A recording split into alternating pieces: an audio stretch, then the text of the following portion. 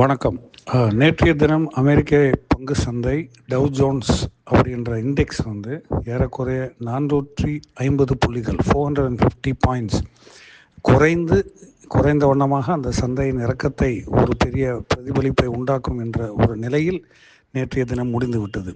இந்த இறக்கத்தின் காரணமாக இன்றைய தினம் காலையிலே ஆசிய நாட்டுடைய பல பங்கு சந்தைகள் ஒரு மிக்ஸ்டு ஓப்பனிங்கில் தான் இருக்கிறாங்க. சில பங்கு சந்தைகள் இறக்கத்திலையும் ஒரு குறிப்பிட்ட சில பங்குகள் ஏற்றத்திலையும் மிக குறைந்த வண்ணமாக ஒரு ஏற்றத்திலையும் திறந்த வண்ணமாக நம்ம பார்க்கிறோம். ஹவவர் நேற்றைய தினத்துடைய டவ் ஜோன்ஸின் இறக்கம் நம்ம நாட்டுடைய பங்கு சந்தைக்கு ஒரு பிரதிபலிப்பை தரும். ஏற்கனவே நெகட்டிவ் டைரெக்ஷன் இருக்கக்கூடிய இந்த நம்ம நாட்டுடைய பங்கு சந்தைக்கு இது மேலும் ஒரு பாதிப்பை உண்டு பண்ணலாம் என்றது எதிர்பார்ப்போம். இரண்டாவது,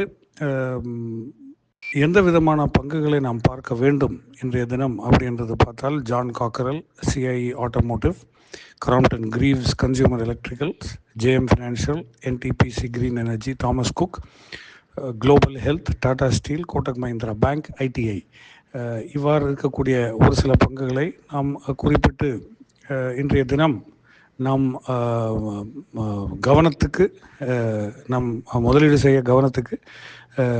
கவனத்தில் இருக்க வேண்டும் என்பதை நான் கூறிக்கொள்கிறேன்.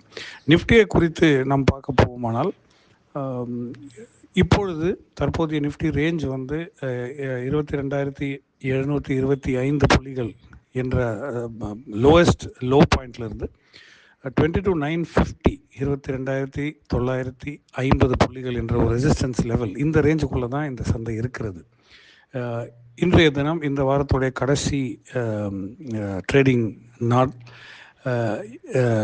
இப்படி இருக்கக்கூடிய சூழ்நிலையில் 22,800 புள்ளிகளுக்கு குறைவாக இல்லாமல் இன்றைய தினத்தின் வர்த்தகம் முடிந்து விட்டால் அது ஒரு மைல்ட்லி பாசிட்டிவ் சைன் என்றது எடுத்துக்கொள்ளலாம்.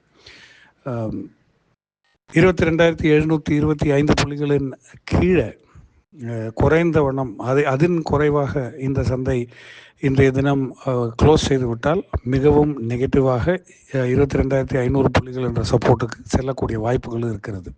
அப்சைட் ரெசிஸ்டன்ஸ் அப்படின்னு பார்க்க போனால் 22,950 அல்லது 23,049 புள்ளிகள் 23,049 அப்படின்றத நம்ம எடுத்துக்கொள்ளலாம். நேற்றைய தினம் எஃப்ஐஐ மறுபடியும் அதுக்கு முன்பதாக ஒரு நாள் வாங்கின நெட் பையர்ஸ் இருந்தக்கூடிய எஃப்ஐஐஸ் நேற்றைய தினம் 3,300 கோடி அளவுக்கு கேஷ் செக்மெண்ட்டில் மறுபடியும் விற்க துவங்கி இருக்கிறார்கள். இதுவும் அந்த ஒரு டிப்ரெஷன் மூடு சந்தைக்கு கொண்டு வரக்கூடும் என்பதை நாம் அறிந்து இன்றைய தினத்தின் வர்த்தகத்தை நாம் எதிர்கொள்ள வேண்டும். நன்றி, வணக்கம்.